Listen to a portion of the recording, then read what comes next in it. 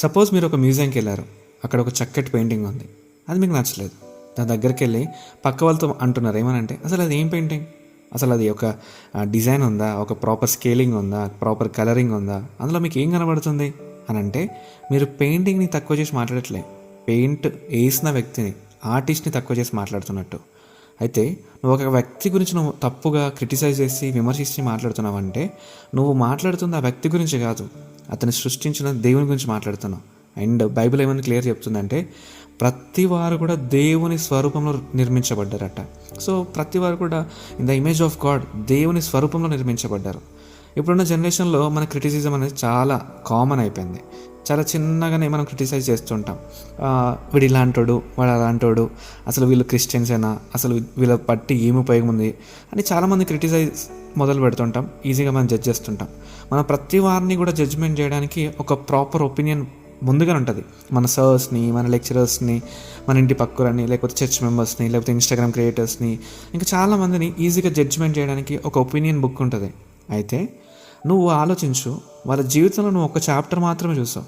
దేవుడు వారి జీవితం మొత్తం చూశాడు, వాళ్ళ కథ మొత్తం దేవుడికి తెలుసు. యాకోబుకి రాసిన పత్రిక 4వ అధ్యాయం చూసినట్లయితే అక్కడ ఏమని ఉంటుందంటే, ఒకరినొకరు విమర్శించుకోవద్దని ఉంటుంది.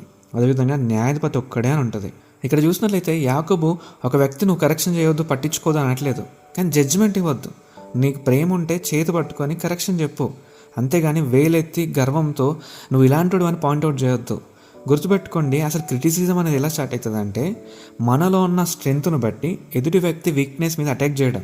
బైబిల్లో ఒక సందర్భాన్ని చూసినట్లయితే, మార్కుని 2వ ప్రయాణంలో పౌలు తీసుకెళ్ళడానికి ఇష్టపడాడు.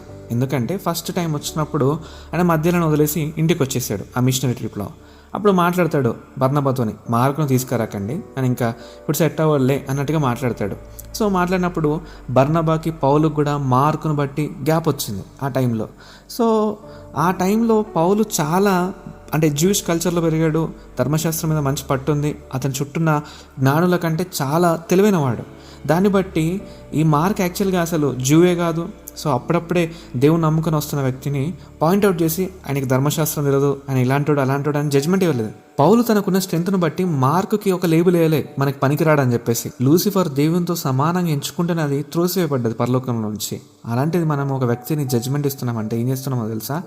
దేవుని సింహాసనం మీద కూర్చోడానికి ప్రయత్నిస్తున్నాం, ప్రతి వ్యక్తికి తీర్పు తీర్చడానికి ప్రయత్నిస్తున్నాం. న్యాయాధిపతి ఒక్కడే అని బైబిల్ క్లియర్ చెప్తుంది, ఆయనే తీర్పు తీరుస్తాడు.